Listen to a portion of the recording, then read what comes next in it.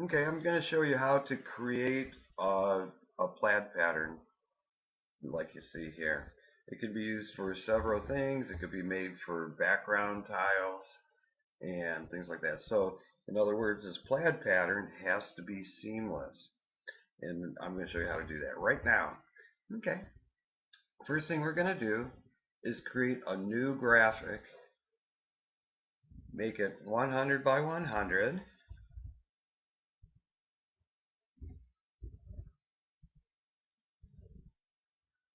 Okay, little thing here.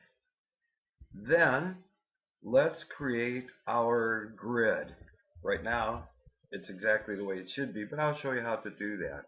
And this is an old Windows version of Photoshop, but it'll be the same on whatever you use. So to create a grid, all you have to do is go to your preferences and change your grid every 10 pixels and subdivisions 1. And that'll give you this.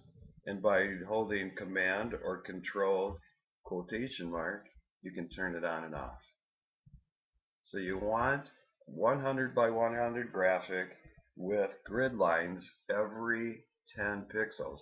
Okay, let's create our plaid. I'm going to create a new layer, and then with my rectangular marquee tool, here's a pattern that I find the best, but you can use whatever you want and experiment. I'm going to create a green 3-column rectangle and fill it with a color.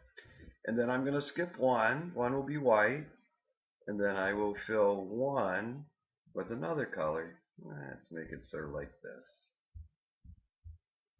Oh, that's beautiful. Okay, and then I'm going to skip one, leave it white, and then I'm going to do two of a different color.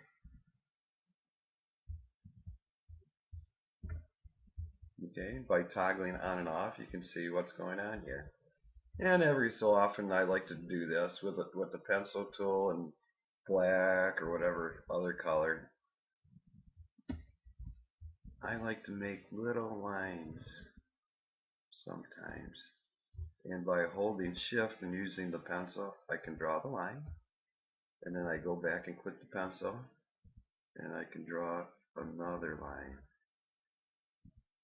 Okay, so this is what we have. Then I'm going to duplicate the layer. So now I have two layers of the same thing. And then I'm going to do a Command A and then a Command T so that I can make it go exactly 90 degrees. And then I'm going to change the top layer, the blend mode, to multiply. And I get this pattern. And if I turn off the grid, we can see the pattern emerging, the plaid pattern. Now I'm going to do a Command or Control A, and I'm going to go up to Edit and Define Pattern. And I'm going to call this Demo. But you can call it, of course, whatever you want. And now we have a pattern. Then I'm going to create a brand new document. I'm going to make it 600 by 600. And I'm going to fill that 600 by 600 with my new pattern. So I'm going to go to Fill. I'm going to choose my pattern, and it fills the 600 by 600. So immediately you can see that it is seamless.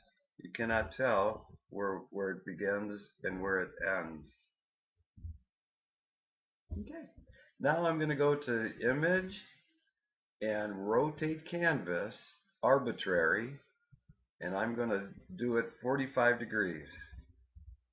And it is exactly 45 degrees.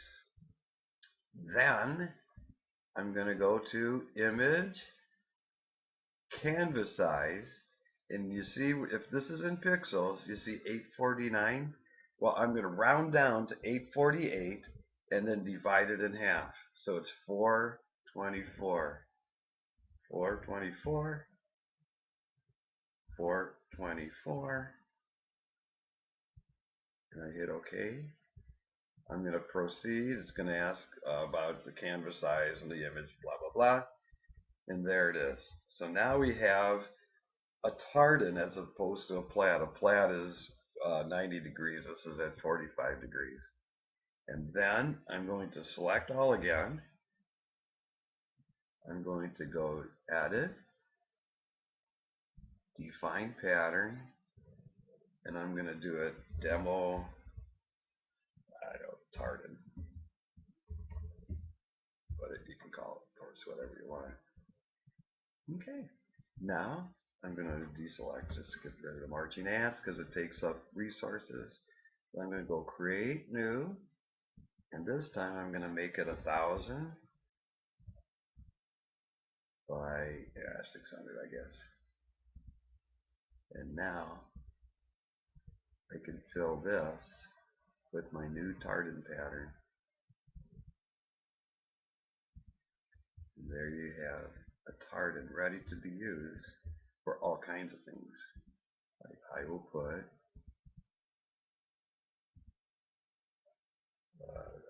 Scotch in with big bold letters. I'll be able to see that pattern. There we go. Now I'm going to hold Command or Control and click and get the marching ants back. I will turn that off, and you can see the marching ants are still there. I'm going to go to my background, do a copy and a paste. Now you can see I've isolated just that.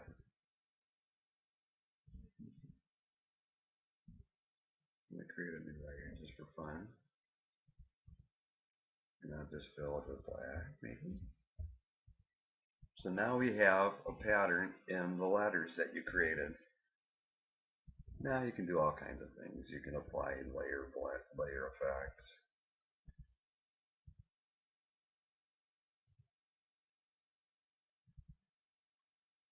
Anything else you want to do. So that's how you do it. Okay, so that's how you can use it to create letters. You can also use this now as a background tile for your body tag in your CSS, and it'll create something like this with your body background. You could also use it in all kinds of ways.